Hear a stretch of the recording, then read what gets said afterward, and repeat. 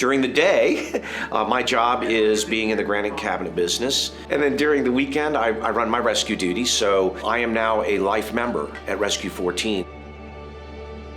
I kind of am immersed in my life. I do a lot of different things and people go, "You're so busy, you do things all the time." And I go, you gotta remember, I was a dead guy once. Having been given a second chance, life is a smorgasbord for me right now. I just wanna run out and I wanna do everything I can.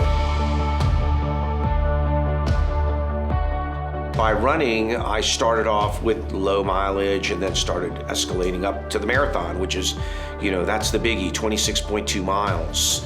Well, for me, it was a little bit beyond that. It was like, yeah, I want to be the marathoner, but I also want to strengthen my heart. I scheduled myself for the 2007 OBX Marathon. It was Veterans Day weekend. It was a beautiful, beautiful Sunday. And after I came across the finish line, I wasn't feeling so good. So they went ahead and got me into the tent. There was a young nurse who was on this side. Her job was assigned to be right next to me and watch that monitor. And then all of a sudden I got kind of like this weird feeling and I knew something wasn't right. I just kind of turned my head and I looked at her and I went, uh-oh. And she looked at me and she said, "We're losing him."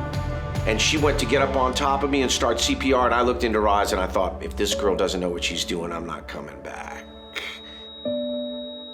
And the next thing you know, I faded into darkness. I had absolutely no clue, even the day I joined my rescue squad, that there were 10 rescue squads in the city of Virginia Beach. No clue. The way I found out that this even existed was after having been in cardiac arrest, I said, I should take a CPR class. Somebody saved my life because they knew CPR.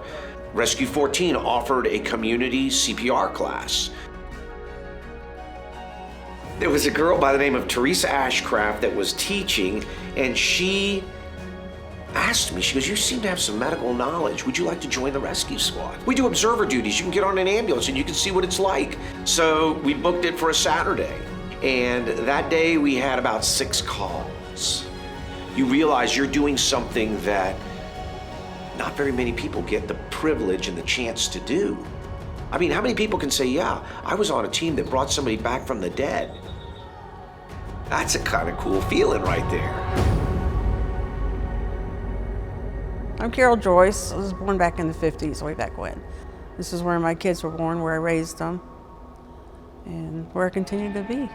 My name is Raymond Joyce. I'm her youngest son of 4. I am a firefighter in Norfolk, Virginia. I was eating breakfast and I'd woke up with a headache I'd never had before. My husband heard a thump and he came over to me and I wasn't responding. I was 14 years old and I can remember my dad running up the stairs just yelling. He had my son would call 911, make the 911 call. They started giving me instructions for CPR to tell my dad. I think the biggest memory for me was I just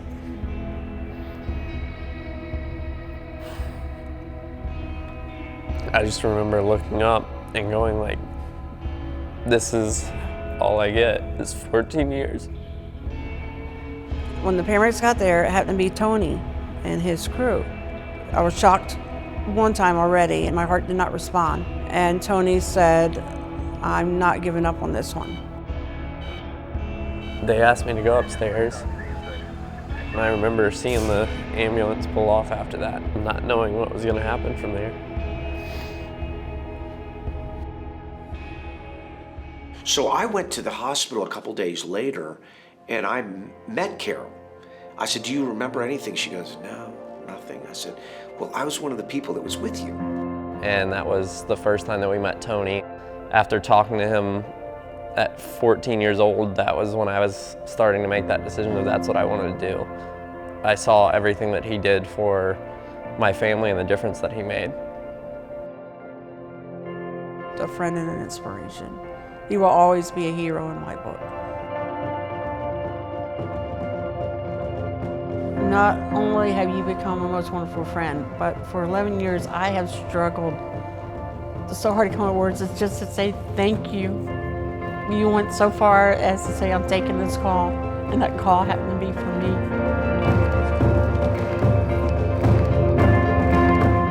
Yeah, I can't thank you enough for what you did, and I definitely wouldn't be doing what I'm doing now if it weren't for you. I was very happy to be part of that success story, and I'm sad it happened, obviously, but I'm grateful for the results, you know? So that's fantastic. So, You don't change anything. no.